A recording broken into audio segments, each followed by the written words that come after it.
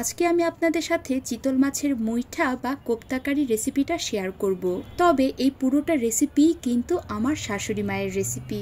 আর আমার শাশুড়ি মা এই চিতল মাছের মুইঠাটা এত ভালো রান্না করে, তাই ভাবলাম আপনাদের সাথেও এই রেসিপিটা শেয়ার করি। এটা কিন্তু খুবই সহজ আর খুবই সিম্পল একটা রেসিপি। প্রথমেই কিছু বড় বড় করে আলু কেটে নিয়ে এগুলোকে লবণ দিয়ে অল্প একটু সেদ্ধ করে নিব।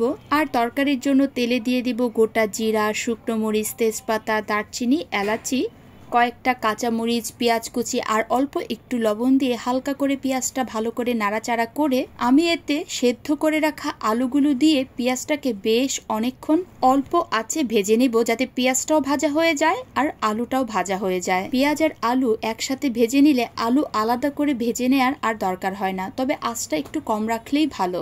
এইদিকে আলুটা একটু ভাজা হতে থাক, এই ফাঁকে চলুন একটা মশলা তৈরি করে ফেলি।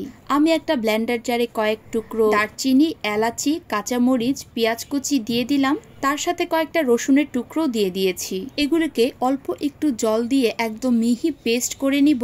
এবার আমি বলি একটা কথা, আমি কিন্তু এই চিতল মাছের কোপ্তাগুলো আগেই তৈরি করে রেখেছিলাম। মাছটাকে ভালো করে কাটা থেকে ছাড়িয়ে তাতে বেশ কয়েকটা আলু সেদ্ধ করে দিয়ে দিয়েছি। আর ভালো করে মাছ আর আলুটাকে মেখে তাতে অল্প একটু চালের গুঁড়ো দিয়েছি, পেঁয়াজ কুচি, রসুন কুচি, আদা কুচি, ধনেপাতা কুচি, পরিমাণ মতো লবণ, এগুলো দিয়ে ভালো করে মেখে ছোট ছোট বলের মতো করে ভালো করে তেলের মধ্যে ভেজে নিয়েছি। একদম ডুবো তেলে অল্প আঁচে ভেজে নিয়েছি। আমার কাছে এই চিতল মাছের বলগুলো করা ছিল, তাই রান্না করতে কিন্তু খুবই সুবিধা হয়েছে আমার। তাই এক্সট্রা করে বলগুলো বানিয়ে আজকে দেখালাম না, তবে নিশ্চয়ই আমি যখন আবার এই চিতল মাছের কোপ্তাকারি বা মুইঠা রান্না করব তখন আপনাদের সাথে অবশ্যই শেয়ার করব। এই দেখুন, কথা বলতে বলতে কিন্তু আমার আলুগুলো ভাজা হয়ে গিয়েছিল। ব্লেন্ড করা মশলাটা দিয়ে ভালো করে মশলাটাকে কষিয়ে রোজকার মশলাগুলো দিয়ে দিয়েছি। রোজকার মশলার মধ্যে ছিল পরিমাণ মতো হলুদের গুঁড়া, মরিচের গুঁড়া, ধনিয়ার গুঁড়া, জিরা বাটা আর অল্প পরিমাণে অল্প একটু চিনি।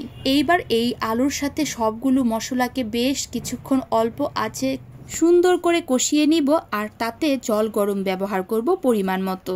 এখানে কিন্তু আমি বেশ অনেকটা জল গরম ব্যবহার করেছি। তারপর চিতল মাছের কোপ্তাগুলো দিয়ে দিয়েছি, কারণ যখন আপনি এই কোপ্তাগুলোকে ভালো করে জাল করবেন, কোপ্তার ভেতরে ঝোলটা ভালো করে ঢুকবে আর ঝোলের পরিমাণটা কিছুটা কমে যাবে। এই তো এবার আমি এতে কয়েকটা আস্ত কাঁচামরিচ দিয়ে দিলাম আর তার সাথে বেশ অনেকটা ঘি। ঘি তো সব রান্নার টেস্ট এমনিতেই বাড়িয়ে দেয়, সেটা তো এর আগে বহু ভিডিওতে আমি বলেছি। এই তো এবার এই কোপ্তাকারিগুলো ভালো করে জাল করে নিয়ে আমি নামিয়ে ফেলবো। এবার আমাকে বলে ফেলুন তো আমার এই ভিডিওটা কারা কোন জায়গা থেকে দেখেছেন আর ময়মনসিংহ থেকে কারা দেখেছেন, তারা কিন্তু অবশ্যই আমাকে কমেন্ট বক্সে জানাবেন। দেখতে অনেক ভালো হয়েছে না? এই পুরোটা রেসিপি কিন্তু আমার শাশুড়ি মায়ের রেসিপি।